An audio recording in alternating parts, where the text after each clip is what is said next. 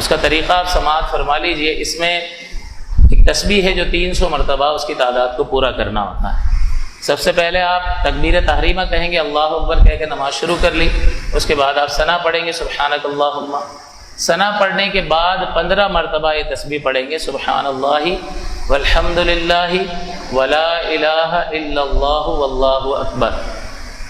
آپ الگ الگ کریں گے نا تو آپ کو آسان لگے گا۔ آپ سبحان اللہ پڑھتے ہیں یا نہیں؟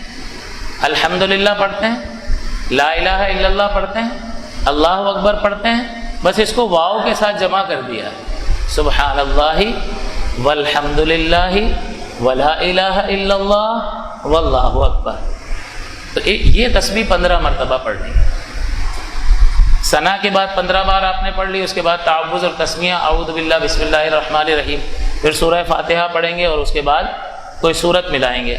اور حدیث پاک میں سورت یہ ذکر کی گئی، روایت میں آیا کہ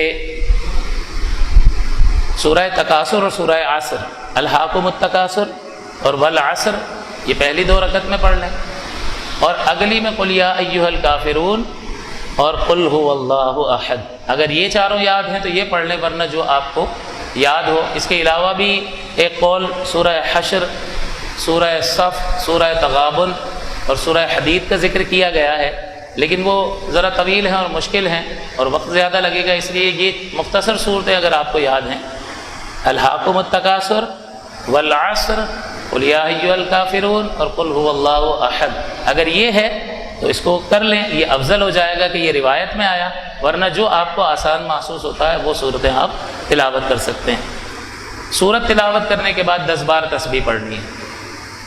10 بار جب آپ تسبیح پڑھ لیں گے پھر رکوع میں چلے جائیں گے، تو یہ قیام کی حالت میں آپ نے 25 بار تسبیح پڑھی، ثنا کے بعد، اس کے بعد قراءت کر لی، اور قراءت کے بعد ثنا کے بعد 15 بار، پھر قراءت کے بعد 10 مرتبہ، یہ 25 مکمل ہو گیا۔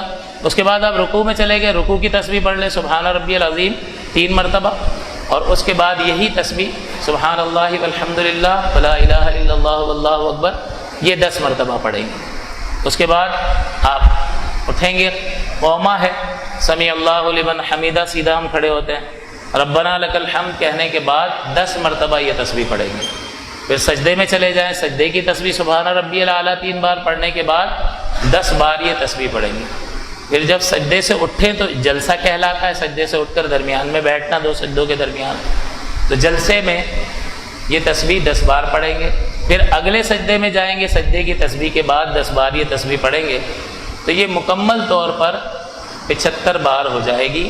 25 بار قیام میں ہوگی، یعنی 15 مرتبہ تلاوت سے پہلے اور 10 بار تلاوت کے بعد، اور اس کے بعد ہر مقام پر 10 مرتبہ یہ تسبیح پڑھنی ہے، تو 25 پوری ہو جائے گی۔ پھر جب اگلی رکعت کے لیے کھڑے ہوں گے تو ثنا تو ہے نہیں، تو رکعت کی ابتدا ہی اس تسبیح سے کریں گے، کیونکہ ہمیں قراءت سے پہلے یہ تسبیح 15 بار پڑھنی ہے، پھر قراءت کرنی ہے، پھر یہ تسبیح 10 بار پڑھنی ہے۔